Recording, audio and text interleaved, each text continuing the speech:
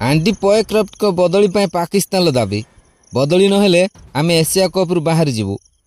नमस्कार दर्शक बंधु, एशिया कप 2025 रे भारत पाकिस्तान मध्य होइतिबा मैच रे भारतीय दलर अधिनायक सूर्य कुमार यादव समेत संपूर्ण भारतीय दलर खेलाड़ी माने पाकिस्तान दल सहित हाथ न मिलवा को नहीं पाकिस्तान दल तरफ घोर निंदा करुछि। हेले भारतीय दल यहाकू प्रत्याख्यान करिया परे यहाकू नहीं पाकिस्तान दल एशियन क्रिकेट काउंसिल आगरे भारत विरुद्ध अभियोग करने सहित एशिया कप मैच रेफरी आंडी पॉयक्रॉफ्ट को विरोध में पाकिस्तान क्रिकेट बोर्ड प्रश्न उठाई।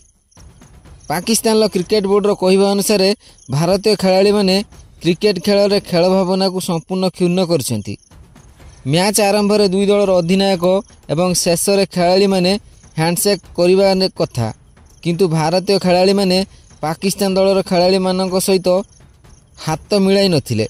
एथिपाई मैच रेफरी आंडी पॉयक्रॉफ्ट को भारतीय दल उपर एक्शन नियंतु बोली Pakistan cricket board Asian cricket council पाखरे अभियोग करथिला। तबे पाकिस्तान लाई अभियोग को एशियन क्रिकेट काउंसिल खारज करथिला। एशियन क्रिकेट काउंसिल कहवा अनुसार यह दुई देशर मुख्यक निष्पत्ति, एथिरे कौनसी पदक्षेप निया जाय पारिबो नाही बोली कहिथिला एसीसी। एशियन क्रिकेट काउंसिल कहवा अनुसार भारत पाकिस्तान मध्य संपर्क सबू जानिछंती। पाकिस्तान पहलगाम घटना को नहीं भारतीय दलर सबु खेलाड़ी एभली निष्पत्ति नैछंती। यह तांको बोर्डर निष्पत्ति बोली कहिथिला। एतिरे आमर किछि करिबार नाही बोली सीधा सीधा मना कर देइथिला एसीसी। जहाँ पर पाकिस्तान दल मैच रेफरी आंडी पॉयक्रॉफ्ट को बदली पाई वर्तमान जोर धरिछि। पाकिस्तान कहवा अनुसार आंडी पॉयक्रॉफ्ट को बदली नहेले आमे आउ बाकी एशिया कप रो मुकाबला को खेलिबु नाही। एही बाबद रे पाकिस्तान क्रिकेट बोर्ड आईसीसी पाखरे मध्य अभियोग करछि। तबे एही बाबद रे संपूर्ण खबर आमे आपनकु जणाइबु एही वीडियो रे।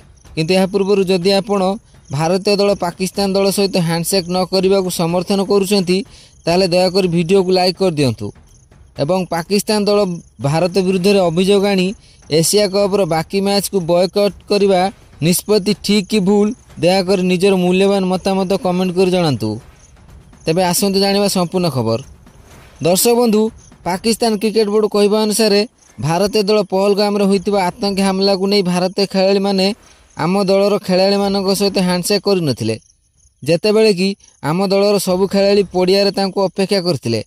एहा पर मध्य आम दलर खेलाड़ी माने भारतीय ड्रेसिंग रूम पाखकु मध्य जाइथिले, किंतु सेठी मध्य से माने ड्रेसिंग रूम रे कबाट दे दिथिले, जहाँ खेल भावना को सूचाऊ नहीं।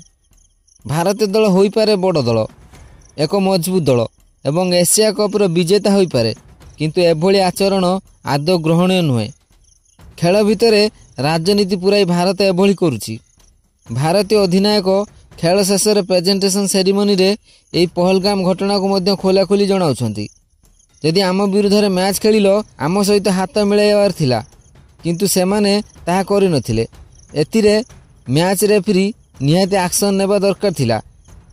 हेले आमे अभियोग करिबा परे मध्य भारतीय दल उपर कोनोसी एक्शन निया जाउनी, जहाँ परे आमे बाध्य होई आईसीसी पाखरे अभियोग करिचु।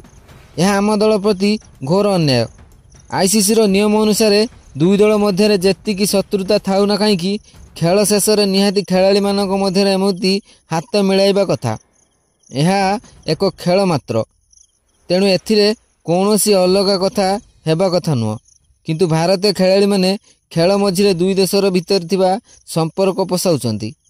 आईसीसी मैच पई दायित्व देइथिबा मैच रेफरी आंडी पॉयक्रॉफ्ट एथिपई संपूर्ण दायी। पॉयक्रॉफ्ट एथिपई भारत उपर कौनसी एक्शन नेउ नांती। भारत पई कोन अलग नियम एवं आम दल पई कोन अलग नियम। आम दल सहित हाथ न मिलाई आमको अपमानित करा जाउछि। आम अभियोग न शुणी मध्य आमको अपमानित करा जाउछि। एभली हेले आमे बाकी एशिया कप मैच खेलिबु नाही। जदि मैच रेफरी आंडी पॉयक्रॉफ्ट बाकी एशिया कप मैच रेफरी दायित्व रे रहंती, तेबे आमे बाकी मैच रे भाग नेबु नाही। आमे संपूर्ण एशिया कप को बॉयकॉट करिबु आ मैच खेलिबु नाही। तेबे पाकिस्तान एभली निष्पत्ति रे आपणक मतामत दयाकरी कमेंट कर जणांतु।